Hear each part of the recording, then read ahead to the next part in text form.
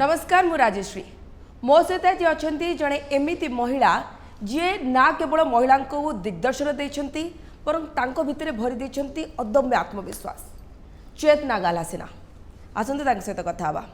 Ma'am स्वागत है आपका ओटीवी में। नमस्कार। If I can why not you, अगर मैं कर सकती हूँ तो आप क्यों नहीं, ये आपकी लाइन है जो महिलाओं की जुबानी है। इसको आप कैसे डिफाइन करेंगे? आई मीन आई कैन, ये मंत्र आपको कहाँ से मिला? सही तो मेरा जन्म born and raised in Mumbai, मैं बम्बई में पैदा हुई, वहाँ ही पढ़ाई की। और मैं जब स्टूडेंट थी मुंबई में तो मैं एक जैसे मिडिल क्लास लड़कियाँ बॉम्बे में जो रहती हैं, थोड़ी लिबरल, थोड़ी बिंदास, उस तरीके की मैं लड़की थी। मैं जैसे कॉलेज में जाती थी तो मैं वहाँ के कॉलेज की टीम में क्रिकेट खेलती थी। तो वहाँ कॉलेज में गांधीयन नेता जयप्रकाश नारायण आए और उस वक्त वो सब कॉलेज में घूम के विद्यार्थी को बोलते थे, स्टूडेंट्स को बोलते थे कि आप गांव में जाके काम करो। ये सुन के मैं बहुत प्रभावित हुई, मैं इम्प्रेस्ड हुई। मुझे लगा कि क्यों नहीं गांव में जाके काम करना चाहिए। और उस वक्त ये संगठन सब तरुणों को बुला के गांव में काम चलता था, जहाँ मज़दूरों को पानी नहीं मिलता है, लोगों को पानी नहीं मिलता है, जहाँ लोगों को काम नहीं मिलता है, महिलाओं के साथ काम करना। तो ये जब मैंने सुना तो मुझे लगा कि क्यों नहीं मैं भी उसमें काम करूं। ये आपके अंदर रिवोल्यूशन लाया, मतलब जयप्रकाश नारायण से मिलने के बाद उसके बाद आप सोसाइटी के लिए कुछ करना है ये सोच बैठी और फिर चली कि मंदेसी फाउंडेशन का ओनर भी बन गई। तो मैम ये सब तो ठीक है, आप गांव में जाते थे, काम करते थे, लेकिन गांव से प्यार कर बैठना, गांव के फार्मर से प्यार कर बैठना, ये लव स्टोरी तो गजब की है, हमको सुननी है। तो महाराष्ट्र के सातारा जिले के गांव में जहाँ मैसवड़ मांड में जहाँ मैंने बैंक शुरू की, वो अकाल ड्राउट का इलाका था और वहाँ काफ़ी बड़े मूवमेंट चलते थे महिलाओं के। पुरुष लोग तो सब मुंबई में शुगर फैक्ट्रीज़ में, कंस्ट्रक्शन लेबरर में, पानी नहीं है तो कुछ उपजता नहीं है, तो पुरुष सब गांव छोड़ के शहरों में काम देखने के लिए चले जाते थे। और महिलाओं को वहाँ रह के भी काम तो चाहिए ना, तो वहाँ गांव में संघर्ष वाहिनी का ये आंदोलन चलता था कि हमको काम दो। और ये आंदोलन विजय सिन्हा यानी विजय गुरव जो महिलाओं को संगठित करते थे, लोकल नेता थे, और वो काफ़ी उनके अपील पे बहुत सारी महिला आती थी। तो जब महिलाएं आती थी तो उनको महिला भाषण देने वाली चाहिए थी, तो वो मुंबई में हमेशा कहते थे कि हमको कोई महिला भाषण देने के लिए भेज दो। तो मैं चली गई। अब हमेशा से इतनी अच्छी बोलती है, मतलब पहले भी? लेकिन महिलाओं के साथ बोलना चाहिए। तो मैं टूटी फूटी मराठी में वहाँ गांव में जाके भाषण देती थी। जहाँ जहाँ सभा होती थी वहाँ विजय मेरे पति वो मुझे सभा में लेके जाते थे और फिर मैं महिलाओं को भाषण देती थी कि मोर्चे में आना है, काम के लिए हमें घर नहीं बैठना है, हम चुप नहीं रहेंगे।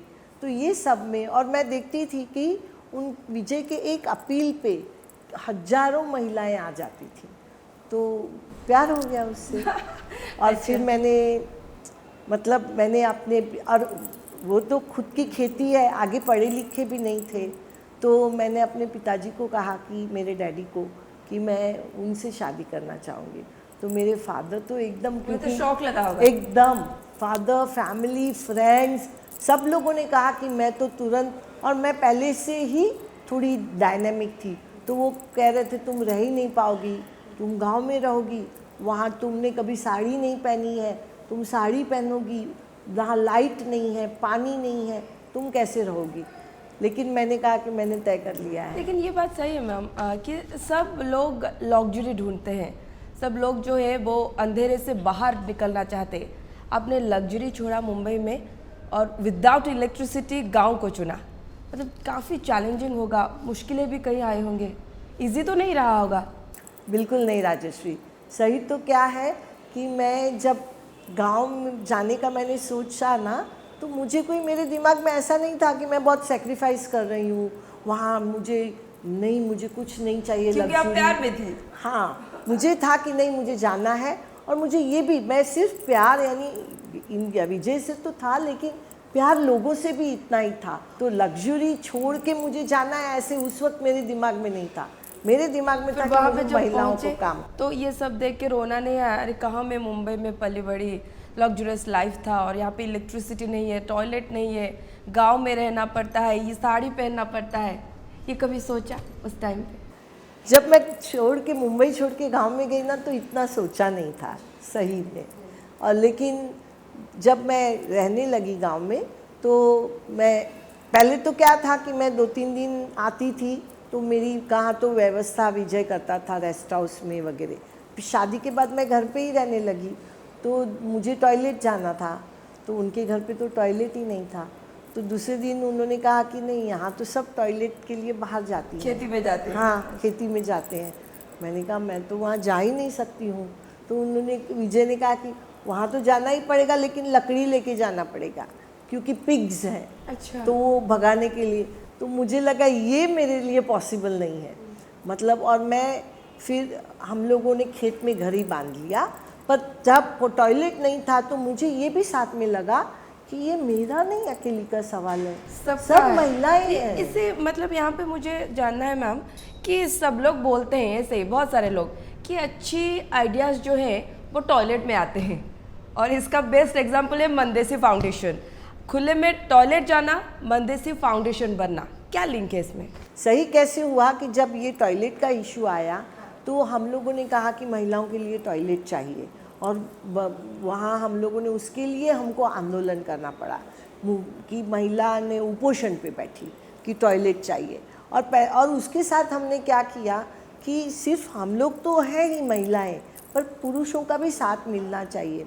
तो हम लोग मंदिर के पास खड़े रहते थे और मंदिर में आने वाले, हमारे यहाँ मंदिर में कोई नई गाड़ी खरीदेंगे, 2 व्हीलर खरीदेंगे तो पूजा के लिए आते हैं। तो सुबह सुबह वहाँ जब आते हैं तो हम उन पुरुषों को पूछते थे, सब महिलाएं मिलके, कि आपने तो गाड़ी खरीदी, इतना अच्छा है, लेकिन आपके घर में टॉयलेट है क्या?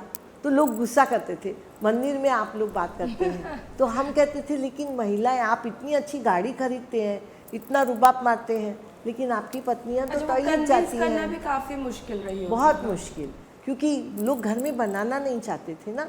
तो फिर हम ऐसे बोलते थे कि आप इतना रुबाब में गाड़ी चलाते हैं, आपको शर्म नहीं आती है? आपकी महिलाएं खुले में टॉयलेट में जाती हैं। तो उससे फिर एक बना कि नहीं, हमें टॉयलेट होने चाहिए।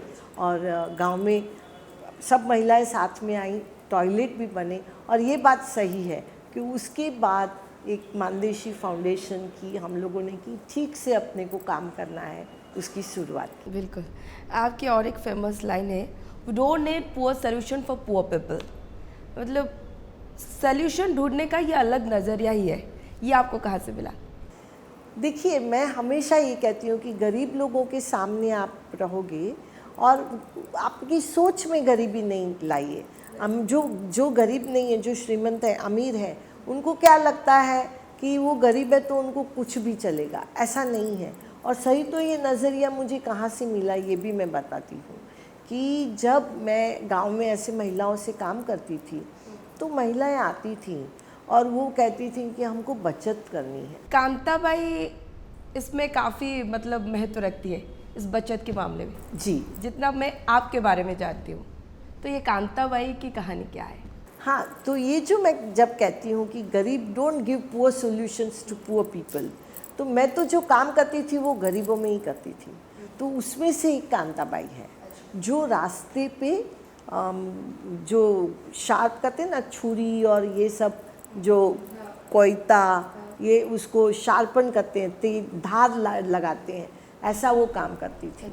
और वो मेरे पास आई और उसने कहा कि मैं रास्ते पे काम करती हूँ, धूप बहुत होता है, मुझे टारपोलिन शीट खरीदनी है, तो मुझे बचत करनी है।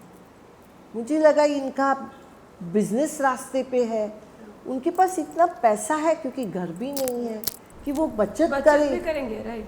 मैंने मैंने उसको पूछा, उन्होंने कहा कि नहीं, लेकिन ये मुझे ख़रीदना है ना, तो मुझे बचत करनी है। तो मैंने कहा तो बैंक में जाओ, बचत करनी है तो बैंक में मैं उनको लेके गई। लेकिन बैंक ने वो कांताबाई ने कहा मैं रोज़ 5 रुपया 10 रुपया मैं बचत करूँगी। तो बैंक ने कहा कि हम लोग इतना छोटा अमाउंट में बचत नहीं चालू कर सकते हैं। फ़ोटो आईडी लगेगा, रेशनिंग कार्ड लगेगा, उस वक्त तो आधार वगैरह कुछ था ही नहीं, तो खाता नहीं खुला उसका। मुझे बहुत बुरा लगा। मैंने कहा ये नहीं हो सकता है। वो बचत करना चाहती है, वो कहीं ऐसा नहीं बोल रही है कि मुझे सरकार पैसा दे, मुझे कर्ज चाहिए। तो मुझे लगा कि नहीं, फिर तो हमको कांताबाई जैसी महिलाओं के लिए बैंक चालू करनी चाहिए। हाँ, लेकिन लाइसेंस भी आपको नहीं दिया रिजर्व बैंक ने। फिर आपने रिजर्व बैंक को चैलेंज दे दिया विदाउट कैलकुलेटर काउंट, ये चैलेंज भी दिया और लाइसेंस भी लाए, कैसे? तो हम लोग जब बैंक में महिलाओं के लिए बैंक शुरू करनी है ये सोचा, तो हमने रिजर्व बैंक में प्रपोज़ल दिया। लेकिन मैं जब हमने प्रपोज़ल दिया तो हमारी जो महिला थी मेंबर, सबका नाम, व्यवसाय, गांव, एड्रेस और फिर जहाँ सिग्नेचर था वहाँ उनका अंगूठा था। तो रिजर्व बैंक ने कहा कि आपकी सब संस्थापक सभासद मेंबर जो है वो निरक्षर है, हम नहीं लाइसेंस दे सकते हैं, डिनाई किया। तो मुझे लगा कि अब ये महिलाओं को तो नहीं आता है लिखना पढ़ना, तो मैं एकदम नर्वस हो गई। मैं वापस आ गई फाइल लेके और गांव में आके लेकिन 5 महीने के बाद फिर गए तो हाँ। 5 महीने के अंदर इलिटरेट पीपल को लिटरेट करना, खास करके उनके अंदर कॉन्फिडेंस बनना, ये आसान बात नहीं है, लगभग नामुमकिन है कि 5 महीने के अंदर आप उनको कॉन्फिडेंट करेंगे। ये कैसे हुआ? तो जब मैं वापस आई ना, मैंने तो आशा छोड़ ही दी थी। मुझे नहीं लगा था कि अब हम लोग कुछ कर सकते हैं। तो मैं वापस आई और मैंने महिलाओं को कहा कि अपने को नहीं मिल सकता है, छोड़ो, जाने दो। लेकिन और मेरी आँख में पानी थे एकदम, क्योंकि मैं एकदम नर्वस थी और मुझे बहुत ही बुरा लगा। कर नहीं पाई। हाँ, बैंक और मैं बहुत एम्बिशियस था और भी बुरा लग रहा था कि अरे हम लोगों ने सोचा था बैंक करेंगे लेकिन नहीं कर पाएंगे अब। तो मुझे महिलाओं ने कहा, औरतों ने कहा कि अरे तुम रोती क्यों हो, लाइसेंस क्यों मना किया? हाँ, कि मना क्यों किया? क्योंकि हमको लिखना पढ़ना नहीं आता है, हम लोग लिखे पढ़ेंगे, चलो आज से शुरू करते हैं क्लासेस। और मेरे साथ उस वक्त रुखसाना करके मेरी कलीग थी, साथी थी। तो हमने कहा कि मैंने कहा आप लोग लिखोगे पढ़ोगे, तो दिन भर तो काम करते हो, तो कब करोगे? तो उन्होंने कहा काम से आने के बाद करेंगे। तो पहले दिन हम लोग गए चालू करने के लिए क्लास। हमको भरोसा नहीं था कि महिलाएं इतना, क्योंकि इतना रोज़ का पत्थर तोड़ने का काम करके आके घर का खाना बना के उस सबको खिला के फिर वो आती थी, तो वो आएंगी कि नहीं लिखना पढ़ना ये जोश जुनून उनमें कहाँ से आया इतना? मतलब गांव की थी, पढ़ी लिखी नहीं थी, उसके बावजूद उनको अपना जीवन बदलना था ना, उनको अपनी जो अभी जो परिस्थिति थी उसको सुधारनी थी। और एक गांव में शुरू नहीं हुआ, जब गांव में जो वीकली बाजार बैठते हैं ना, तो वहाँ महिलाएं मिलती है तो वो बोलती है अब तो हम लोग लिखना पढ़ना शुरू किए हैं।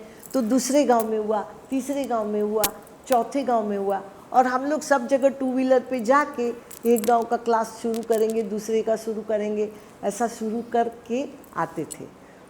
फिर आप लोग रिजर्व बैंक में गए और बोले कि we can not read, we can not write, but we count, वो भी विदाउट कैलकुलेटर। फिर हम लोग गए अंदर। हम लोग जब अंदर ऑफिस में गए तो हमारी महिलाओं ने कहा कि तुमने लाइसेंस न करा क्योंकि हमको लिखना पढ़ना नहीं आता है। लेकिन उन्होंने कहा हमको लिखना पढ़ना नहीं आता था, पर हमको गिनती आती है, we can not read and write but we can count. और उन्होंने कहा कि तुम ये हमको प्रूफ करके दिखाते हैं, हमको कोई भी अमाउंट का इंटरेस्ट कैलकुलेट करने बोलो, अगर हम नहीं कर पाएंगे ना तो लाइसेंस मत देना। पर उन्होंने कहा आप अपने ऑफिसर को भी कोई भी अमाउंट का इंटरेस्ट कैलकुलेट करने के लिए बोलो और उनसे कैलकुलेटर ले लो, फिर देखते हैं कौन जल्दी काउंट करता है। ये बात से मैं ये भी कहूँगी कि रिजर्व बैंक ऑफिसर सुनने लगे, फिर वो सीरियसली लेने लगे, वो अंदर से हिल गए होंगे। हाँ। और तो हमारी 2 घंटा मीटिंग चली, लेकिन 5 महीने बाद हमको बाय पोस्ट आरबीआई का लाइसेंस आया। क्या बात है मैम। आपने जो डोर स्टेप बैंकिंग है वो भी किया था, थंब थ्योरी, और उसके लिए भी इन महिलाओं के बीच से ही आपको ये आइडिया आई थी, जब उन्होंने कहा कि हम लोग काम छोड़ के अगर आएंगे बैंक में पैसा देने तो कैसे चलेगा। तो आप क्यों नहीं स्टार्ट करते कि थंब थ्योरी? आपने बहुत अच्छा कहा कि थंब थ्योरी, यानी जिस थंब की वजह से उनको लाइसेंस नकारा वो अब उनको डिजिटल बैंकिंग की तरफ लेके जा रहा है ना।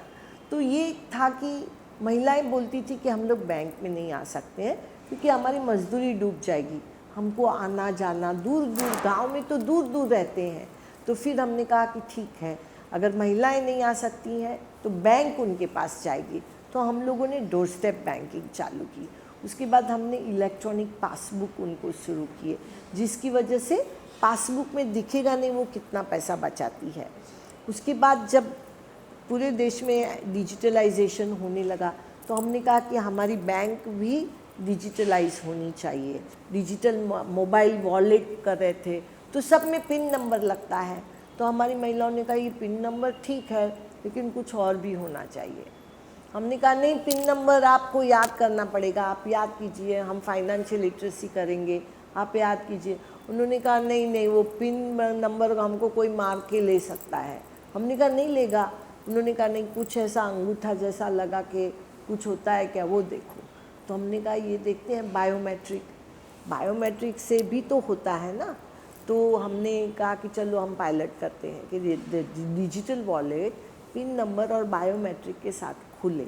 आपकी कांताबाई हो या फिर रूपाली हो, इनको सुनने के बाद एक बात तो पता चलती है मैडम कि सोचने के लिए, अच्छा सोचने के लिए, आइडियाज़ के लिए एनवायरनमेंट की ज़रूरत नहीं होती है। मैम अब आप महिलाओं को कहाँ पाते हैं? 2023 हो गया, आपको लगता है कि अब पीछे नहीं है महिलाएं? देखिए मैं खास करके जब आप उड़ीसा आए हैं, उड़ीसा में है, यहाँ की हमारी जो कल्चर है बहुत रिच है लेकिन कंजर्वेटिव भी है। यहाँ पे भी हमारे वुमेन एंटरप्रेन्योर है लेकिन काउंटेबल है, अनकाउंटेबल क्यों नहीं है? महिलाएं बहुत सारा खुद अपने से भी तय कर देती हैं कि मेरे से नहीं होगा। मतलब आप ये सोचिए कि ये महिलाओं ने, जब हम लोगों ने तय किया कि नहीं बैंक करेंगे, तो अगर मैं मुंबई में रहती ना तो मुझे बहुत लोग बोलते, अरे तुम क्या सोच रही हो, ये पॉसिबल है क्या, कैसे करोगे, आगे क्या करोगे। गांव की महिलाएं बहुत बिंदास रहती हैं और वो बोलती हैं कि नहीं हम करेंगे। उनको काम करने की, कष्ट करने की, नया सीखने की उम्मीद रहती है और वो बहुत आगे जाती हैं। तो मुझे आज ऐसा लगता है कि आज हमने इतने मानदेशी महिला बैंक खड़ा करके हम लोग 1 मिलियन महिला तक पहुँचे हैं। Women empowerment is a political slogan और इसको एग्जीक्यूट भी किया जा रहा है, आपको क्या लगता है? ये तो पॉलिटिकल स्लोगन तो हर चीज़ का होता है ना, किसका नहीं होता है। मुझे लगता है हम लोगों को उसमें पढ़ने के बजाय ये देखना चाहिए कि हर चीज़ को अपॉर्चुनिटी में कैसे बन, और वो मैं खुद कैसे कर सकती हूँ, कोई मुझे अपॉर्चुनिटी देने की ज़रूरत नहीं है। ये सही बात है मैम। लेकिन कई जगहों पे, खास करके हम उड़ीसा का एग्जांपल भी ले सकते हैं, कई जगहों पे देखने को ये मिलता है, शायद मैं जो लाइन बोलने वाली हूँ आपको खटकेगा, मेल डोमिनेटेड वुमेन एम्पावरमेंट। मैं ये बोल रही हूँ कि यहाँ पे कई जगहों पे जैसे कि कोटा सिस्टम पे महिलाएं जो है वो सरपंच बनती है लेकिन गवर्नेंस कौन चलाता है? उनके हस्बैंड। तो ये हुआ ना मेल डोमिनेटेड वुमेन एम्पावरमेंट। ये कहाँ का एम्पावरमेंट था? ये जब आरक्षण आया ग्राम पंचायत में, पंचायती राज में शुरू में, तो ये हुआ ही कि महिलाओं को जगह तो मिली, लेकिन वो कैसे मिली, तो अभी आरक्षण है तो उनकी पत्नियों को बनाया गया। ये एक पहले 5 साल हुआ, उसके बाद ऐसा फिर महिलाएं भी आती हैं। फैसला करने नहीं देते, मतलब वो सरपंच है लेकिन फैसला कौन करेगा? उसके हस्बैंड।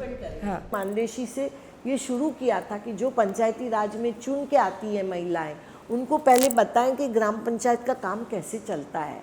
आपको ग्राम सेवक के पास से काम निकलवाना है, आपके पास तो पूरा बजट तैयार करना है, आपको ग्राम सभा लेनी है और वो बजट के मुताबिक काम करना है। जब महिलाएं उसमें एक्टिव रहती हैं ना, तो वो दारू के धंधे नहीं चलने देती हैं गांव में।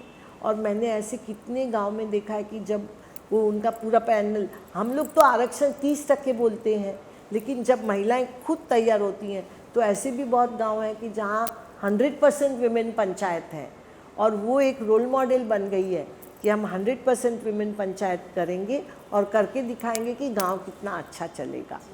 तो रूरल इंडिया जो है मैम वो अर्बन इंडिया में बदल रहे हैं, जैसे कि फार्मर कम हो रहे हैं, फार्मिंग कम हो रहे हैं मॉडर्न टेक्नोलॉजी जो है वो इतना ज़्यादा इन्फ्लुएंस कर रहा है लोगों को कि कौन काम करे, चलो नौकरी ज्वाइन कर लेते हैं, एंटरप्रेन्योर कौन बनेगा, काफ़ी चैलेंजेस है। तो इसको आप कैसे देखते हैं? मतलब is not good for society. ये बिल्कुल बात सही है, लेकिन मैं आपको बोलूँ कि क्यों फार्मिंग नहीं करना चाहते हैं, उसका सबसे बड़ा है कि जब हम फार्मर्स के बारे में सोचते हैं और जो दिखता है फार्मर्स के बारे में टीवी पे, हम लोग दिखाते हैं फार्मर्स कौन है, एकदम पुराने कपड़े वाले, एकदम ऐसे ये ऐसा पुअर चेहरा दिखाते हैं। अगर ऐसा दिखाएंगे तो कोई नहीं बनना चाहेगा। और दूसरी बात ये सही है कि फार्मिंग में बहुत काम है, बहुत कष्ट है, मिट्टी में काम करना पड़ता है, वो भी बात है। पर अगर फार्मर्स को पैसा मिलेगा तब, और वहाँ पैसा कैसे मिले इसकी इकोनॉमी हमें वर्कआउट करनी चाहिए। मैं आपको अभी उदाहरण दूँ कि ये साल इंटरनेशनल ईयर ऑफ मिलेट है। मिलेट यानी छोटा धान्य, जैसे नाचनी, रागी, बाजरी, ज्वारी, कुथड़ी, यहाँ तो काफ़ी है उड़ीसा में। तो वो जो है वो ज़्यादा न्यूट्रिशन है, पर हम लोग तो उसको अब सब गेहूँ और चावल ही खाने लग गए। पर जो मिलेट फार्मर्स हैं वो सबसे गरीब है, लेकिन वो सबसे ज़्यादा न्यूट्रिशियस उगाते भी हैं और सॉइल को भी रिच रखते हैं। तो अगर हमको मिलेट को सेलिब्रेट करना है, हमने कहा, इंडिया ने इनिशिएटिव लिया कि इंटरनेशनल ईयर फॉर मिलेट, पर मिलेट हम सेलिब्रेट करेंगे और फार्मर्स नहीं करेंगे, ऐसा नहीं चल सकता है ना। फार्मर्स भी सेलिब्रेट कीजिए, और फार्मर्स को हम सेलिब्रेट करेंगे, उनका सम्मान देंगे, उनको अगर वो खेती में भी टेक्नोलॉजी लाना चाहिए, इसलिए लाना, और वो जो पुरानी टेक्नोलॉजी नहीं, अब तो ड्रोन भी आ रहे हैं और उनका खर्च कम होना चाहिए। सबसे इम्पॉर्टेंट है कि उनके मार्जिन्स, उनकी प्रॉफिट बढ़ना चाहिए। अगर प्रॉफिट बढ़ेगा, उनको भाव मिलेगा। और अगर जैसे मैं कंप्यूटर इंजीनियर बन गई और 2 साल में मैं गाड़ी खरीद सकती हूँ, और अगर मैं 15 साल भी मैंने फार्मिंग किया और मैं गाड़ी नहीं खरीद सकूँगी तो कोई नहीं जाएगा। मैं ये नहीं कहना चाह रही हूँ कि गाड़ी खरीदिए और कार्बन एमिशन बढ़ाइए, लेकिन जो वेल्थ है वो वेल्थ आनी चाहिए खेती से। अगर खेती में किसान नहीं रहेंगे ना, तो हम लोग क्लाइमेट चेंज लेकिन नहीं उनके कर अंदर पाएंगे। वो अवेयरनेस भी लानी चाहिए, जो आप बोल रहे हैं, टेक्नोलॉजी हो या फिर इकोनॉमी हो। मैम, उड़ीसा की डेमोग्राफी के बारे में आप क्या बोलना चाहेंगे? सबसे पहले तो ना, मैं जब उड़ीसा के, मैं बहुत आई नहीं हूँ, मैं बहुत पहले कालाहांडी में आई थी, और उड़ीसा में मैं 2-3 बातें मुझे हमेशा लगती है। उड़ीसा एक ऐसा राज्य है कि जहाँ काफ़ी सारी स्ट्रीम्स हैं, जिसको पेरिनियल स्ट्रीम्स कही जाती है, मतलब वो 12 महीने उसमें से पानी झरता है। ये बहुत कम जगह रहता है।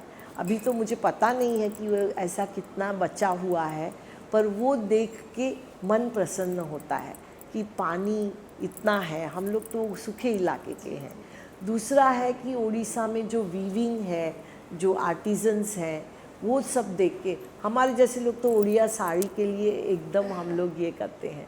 तीसरा है कि उड़ीसा का जो कल्चर है, नृत्य, सॉन्ग्स, डांस, ये जो है वो भी बहुत आकर्षक लगता है। और सबसे इम्पॉर्टेंट है कि उड़ीसा के जो लोग हैं, उनके दिल में उनके इंसानियत है, वो सबसे अच्छी लगती है। Thank you so much ma'am, हमारे साथ शामिल हुए और बातचीत किए, और काफ़ी सारे बातें हमें भी पता चले, और हमें लगता है कि उड़ीसा की जो महिलाएं हैं वो भी आपकी इन बातों से आगे बढ़ना सीखेंगे। Thank you so much. Thank you.